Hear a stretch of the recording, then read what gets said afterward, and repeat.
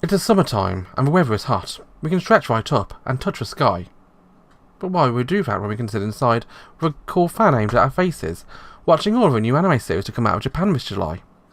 I've been watching them too, and here I am yet again to give you another taste of what the new shows are like. It's a summer 2017 anime preview, from a different perspective.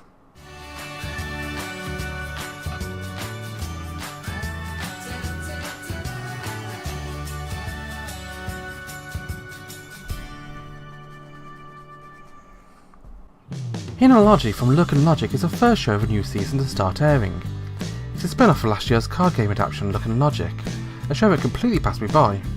I'm not sure if I could have watched it through legal means anyway, as it's not available to me on Crunchyroll. Not that it matters too much since Hynology appears to be a standalone series in the same way that Railgun and Magical Index. Like Railgun, Hynology immediately shows us a much brighter looking world to that of the original. All that from what I can see of clips found online.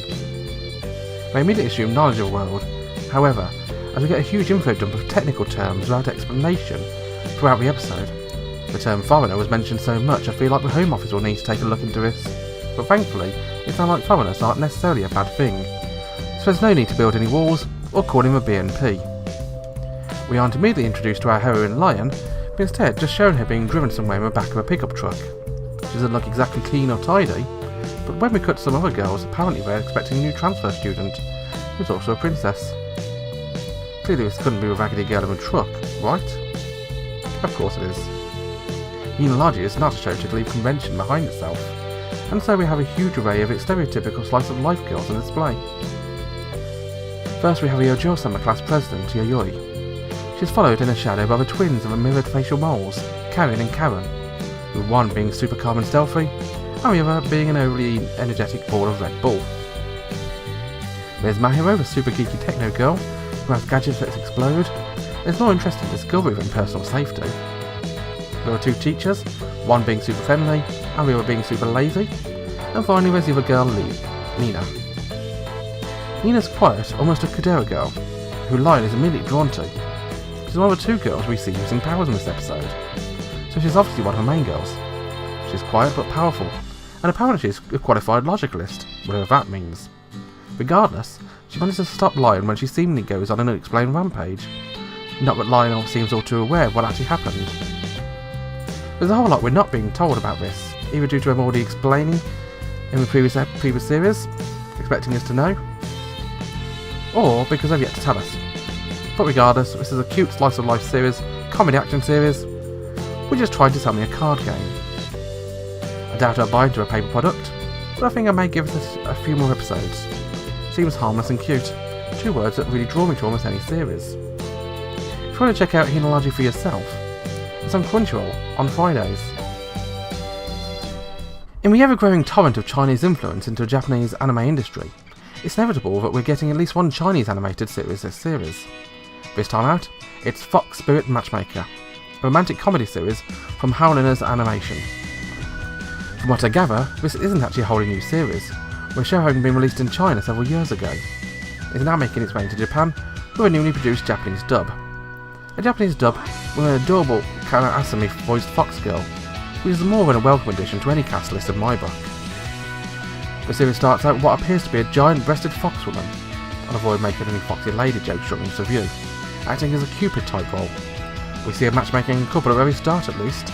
Sadly her next victim is less than willing, as this aforementioned fox girl doesn't want to return to a political tour of an arranged marriage, and instead wants to go out into a world to be her own beautiful fox girl. Not that she really has the elegance or even the ability to walk 5 meters before causing some sort of calamity right now. Suddenly we meet our main character, Hakugesho. Well, we first meet him chatting up some McDonald's employee before he proceeds to steal the food. I'm not sure if that was his original intent, but that's what happens anyway. Suddenly, he's on a dating show, and there's another spirit hunting him down.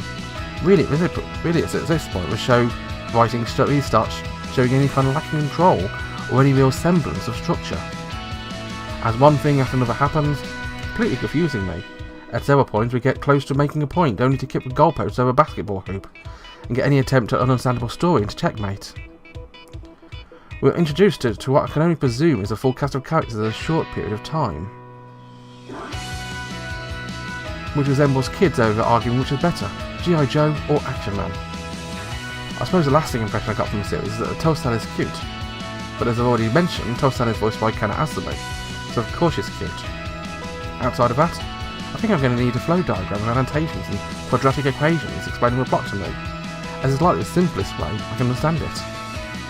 If you want to sit down and get confused for half an hour, you can check out Fox Spirit Matchmaker for yourself on Crunchyroll. One of the more highly anticipated series of the summer 2017 season is Kagetsuki Touken Ranbu, the latest anime adaptation from the Touken Ranbu mobile game. I've never really looked into Touken Ranbu, as it really doesn't look like the type of show which would appeal to me. And after watching the first episode of a new series, I'm justified in my views. Not so much because the show's bad, I'm just not its target audience. A bit of history of Touken Ranbu would probably help me out here. Something I didn't realise before starting to write up this preview is that Touken Ranbu game is very much a female-orientated version of a popular Kantai collection game, only instead of ship girls, we have sword boys. Literally boys that are based on swords. It's a story about fighting demons in Sengoku in Japan, where historical swords are anthropomorphized and take the form of young and attractive samurai to do the fighting. From the outset, it's clear that despite not being a show targeted at me, Kagetsuki Touken Ranbu is a very visually appealing show. And not just because of young men on display. Ufotable really brought their A game for this one. Not which would be too surprisingly given that Ufotable produced anime are rarely unattractive to look at. There are very lot of obvious CJD men on display here, however, so depending on your tolerability for computer-generated nasties in previous Ufotable series like Unlimited Blade Works, your own mileage may vary. The story itself makes it clear we're watching a series adapted from a game. There are clear goals and missions set out by some unknown element of the sky, but later on we do get to meet the face of our leader, so it was never shown in a Kantai collection anime.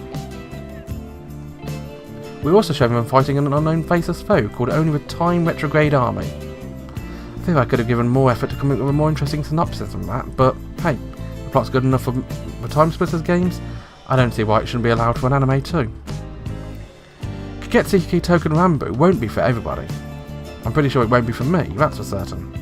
But I'll give it its fair dues. The animation's beautiful, as are the pretty boys. This one is most definitely one for a Fujoshi to scream and ship. If you want to find yourself a sword boyfriend, you can check this out on Crunchyroll. Marking the calendar early for my most anticipated series summer comes Senki Zesho Symphogear Axis, AXZ.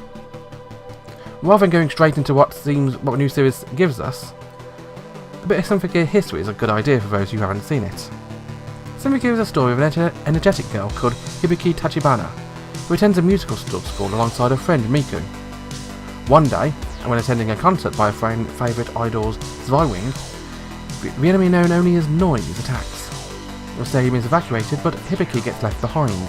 They're saved by a pop duo, who are actually magical girls. One thing leads to another, and Hibiki becomes a musically powered magical girl called a Symphogear. They save a day, all whilst creating a chart-topping array of J-pop character CDs. And there we have a real draw for a lot of fans of Symphogear. It's over-the-top craziness to almost giant robot levels of all while popular Seiyu are singing songs whilst kicking ass. I'm oversimplifying because this is a look of a new series, not a retrospective look at the history of Symphogear. Axis starts off in the traditional Symphogear form. We have three lead ladies, Hibiki, Tsubasa and Chris, launching a ridiculous assault on some militant faction in some unnamed country. Not only are they destroying Noise like they're going out of fashion, but also grunts with guns and even tanks and anti-air artillery. Tsubasa, being a sword user, is cutting tank shells mid-air into four, looking beautiful and elegant on the battlefield, whilst disarming the soldiers with their guns. Chris, the hot-headed and big-chested gun user of the team, meanwhile, is making things explode everywhere, long-range missiles, short-range bullets, taking out everything that stands in her way.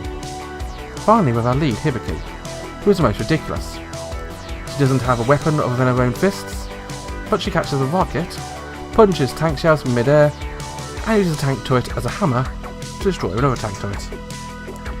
Throw in a mid-air skirmish riding atop helicopters against ridiculous air fortress, and you've got a small idea of the levels of madness Symphogear gets up to on a weekly basis.